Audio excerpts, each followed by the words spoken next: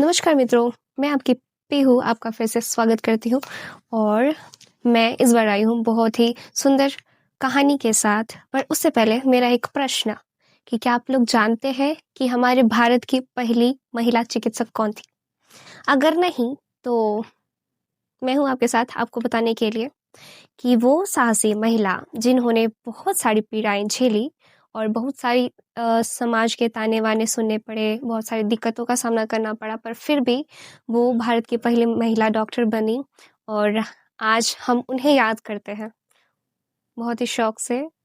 और एक मतलब हम लोग सोचते हैं ना हम लोग सोचते हैं ना कि क्या कहानी रही होगी पुराने टाइम में। समाज अलग तरीके का था, उनकी सोच अलग तरीके की थी, महिलाओं को पढ़ने नहीं दिया जाता था, यहाँ तक कि घूंघट करके रहा करती थी। पर इन सारे अ, दिक्कतों का सामना करते हुए भी किसी का आगे बढ़ना इतना आसान तो नहीं होता है। तो आइए सुनते हैं वो संघर्षों से भरी कहानी जो शुरू होती है 18वीं सदी से। तो 18वीं सदी में एक परिवार में जन्म होता है एक साहसी लड़की का, जिसका नाम था आनंदी गोपाल जोशी।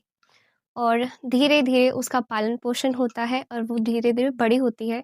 उसके बाद 9 साल की उम्र में, सिर्फ़ 9 साल की उम्र में उसका विवाह तय कर दिया जाता है गोपाल राव के साथ। फिर 14 वर्ष की उम्र में वो जन्म देती है अपने शिशु को। पर आस-पास में सही चिकित्सा और सही चिकित्सक, डॉक्टर और मेडिकल केयर के उपलब्ध ना होने के कारण उनके बच्चे की मृत्यु हो जाती है और उससे उन्हें और उनके पति को बहुत बड़ा सदमा पहुँचता है। पर तब वो निश्चय लेती है कि जो पीड़ा, जो दर्द उन्होंने सहा है, वो किसी और महिला को ना सहना पड़े और इसके लिए उन्होंने ठाना कि वो डॉक्टर बनेंगी। सबकी सोच से अलग, एक नई चीज़ को पाने के लिए उन्होंने और उनके पति ने एक नया फैसला किया, नया कदम उठाया विदेश में पढ़ने का, वो भी डॉक्टर बनने के लिए।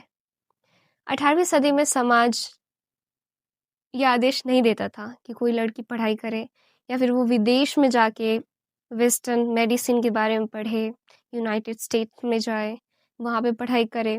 पर फिर भी बहुत सारी दिक्कतों का सामना करते हुए वो अमेरिका गए 1886 में एट द एज ऑफ 21 वर्ष की उम्र में वो भारत की पहली महिला डॉक्टर बनी और फिर उन्होंने अपना सपना साकार किया और कर दिखाया जो उन्होंने ठाना था।